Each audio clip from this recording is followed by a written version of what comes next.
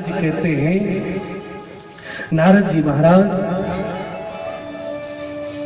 व्यास जी महाराज को, ब्रह्मा जी ने नारद जी महाराज को चतुश्लोकी भागवत प्रदान की थी। सबसे सर्वप्रथम नारायण ने ब्रह्मा जी को और ब्रह्मा जी ने नारद जी को चतुश्लोकी भागवत, 4 श्लोकों में संपूर्ण भागवत। वो 4 श्लोकों की भागवत नारद जी ने व्यास जी महाराज को सुनाई और व्यास जी महाराज ने वो 4 श्लोकों की भागवत को जो है 18,000 श्लोकों में परिवर्तित कर दिया। संपूर्ण श्रीमद् भागवत महापुराण की रचना कर दी। और एक बात और बता दें, भागवत महापुराण की तो रचना कर दी, लेकिन सुनाएं किसको? क्योंकि कहते हैं भागवत भी उसी को सुनाना चाहिए जिसके अंदर भागवत के प्रति भक्ति है। अगर भक्ति नहीं है तो भागवत उसको नहीं सुनाना चाहिए।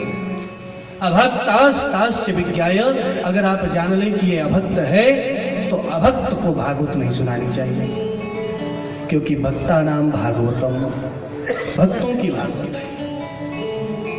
व्यास जी महाराज ने कहा कि अब मैं भक्त कहां ढूंढूं? उनका ध्यान आया कि मेरे पुत्र से बड़ा, सुखदेव जी से बड़ा तो कोई भक्त हो ही नहीं सकता। एक काम करता हूं, सुखदेव जी को ही बुला लेता हूं। लेकिन सुखदेव जी तो आएंगे नहीं, उनको माता पिता ऐसे तो किसी से लगाव नहीं किया जाए, बुलाऊं कैसे? कहते अपने शिष्यों को बुला करके एक श्लोक याद करा दिया भागवत महापुराण का कि जाओ सुखदेव के सामने जो है इस श्लोक को पढ़ना।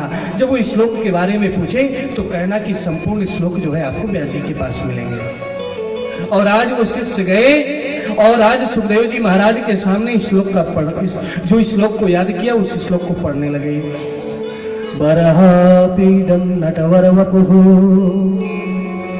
कर्णयो कर्णिकारम। भगवान कृष्ण की झांकी का श्लोक कितने सुंदर है। नटवर गोपाल, सुंदर जो है बांसुरी है, सुंदर श्रृंगार है। जैसे इस श्लोक को सुखदेव जी ने सुना, आंखें खोली, तुरंत पूछा ये श्लोक तुम्हें कहां से मिला?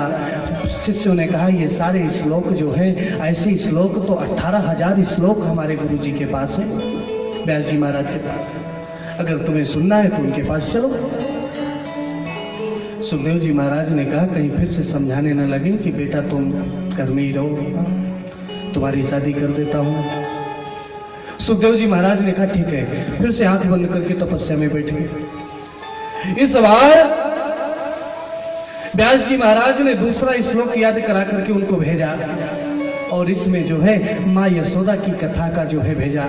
जैसे ही उसको सुना, आज सुखदेव जी महाराज से रहा नहीं गया और तुरंत व्यास जी के पास आए और बोले उन सारे श्लोकों को मुझे सुनाइए। व्यास जी महाराज ने सुनाऊंगा, लेकिन उसके पहले तुम्हें एक परीक्षा देनी होगी। क्यों? भागवत कथा उसके समझ में आएगी जिसके अंदर काम, क्रोध, लोभ, मोह ये सारी चीजें हट जाएंगी। जब तक हम भागवत सुने तब तक ये चीजें तो रहनी नहीं चाहिए। नहीं, भागवत हमारे समझ में नहीं आ सकती। व्यास जी महाराज ने कहा अगर मैं आपको भागवत सुना देता हूं, विचार किया, लोग कहेंगे कि भक्त की परीक्षा भी नहीं ली। और अगर मैं बोल देता हूं कि तुम भक्त हो तो बोलेंगे अपना बेटा है इसलिए बोल रहे हैं। इसलिए जब दूसरा व्यक्ति तुम्हें पास कर दे, पिता बेटे को पास कर दे, अच्छा नंबर दे दे, तो वो योग्य नहीं कहलाएगा। कोई दूसरा व्यक्ति बोल दे कि बहुत अच्छा लड़का है तो ही अच्छा लड़का होगा। और इसकी परीक्षा के लिए कहते हैं जनक जी महाराज के पास भेजा। क्यों? जनक जी महाराज पूर्ण परीक्षा ले सकते हैं, क्योंकि जनक जी महाराज बहुत ही बुद्धिजीवी परम संत है। जनक जी महाराज को व्यास जी ने पहले सूचित कर दिया और आज जैसे ही सुखदेव जी महाराज जनक जी महाराज के दरबार में जैसे ही जाने लगे, द्वारपालों ने रोक दिया। बोले कहाँ जा रहे हो? बोले जनक जी से मिलना है। बोले अभी 5 दिन तक नहीं मिलेंगे। सुखदेव जी महाराज 5 दिनों तक गेट में खड़े रहे। आज जनक जी महाराज एक द्वारपाल को भेजा कि जाकर के देखो, एक व्यक्ति को जब 10 मिनट इंतजार करना पड़ता है ना तो उसके अंदर क्रोध आ जाता है। 5 दिनों तक 24 घंटे दिन और रात करके 5 दिन तक इंतजार किया, वो तो भयंकर क्रोध में होगा कि 5 दिन से मुझे खड़ा करके रखे हैं और मुझसे मिल नहीं रहे हैं।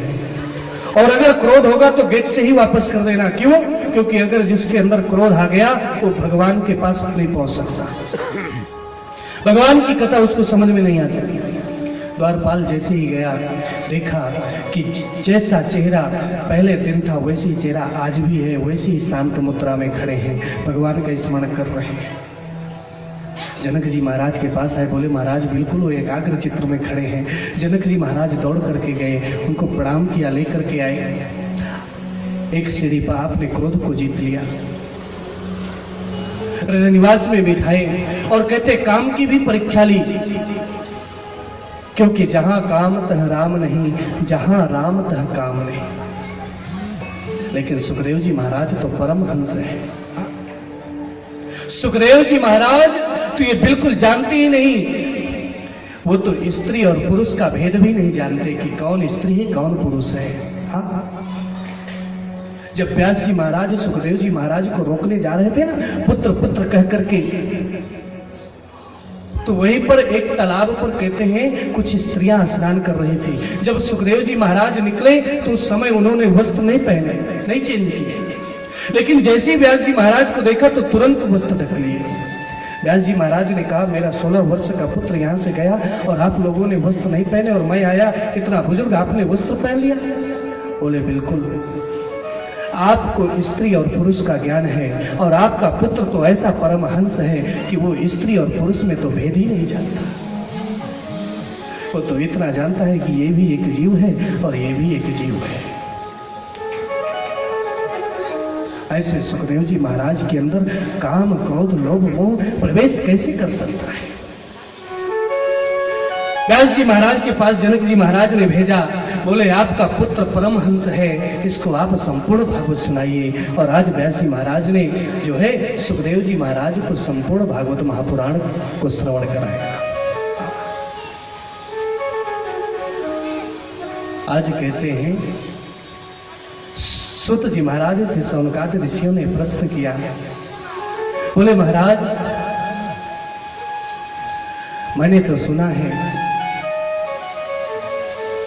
कि व्यास जी महाराज की माता सत्यवती और वही सत्यवती के पुत्र भीष्म पितामह जी भी थे। भीष्म पितामह जिनकी बहुत बड़ी कथा है, पूरे महाभारत की कथा है, जिन्होंने कौरवों की तरफ से युद्ध किया था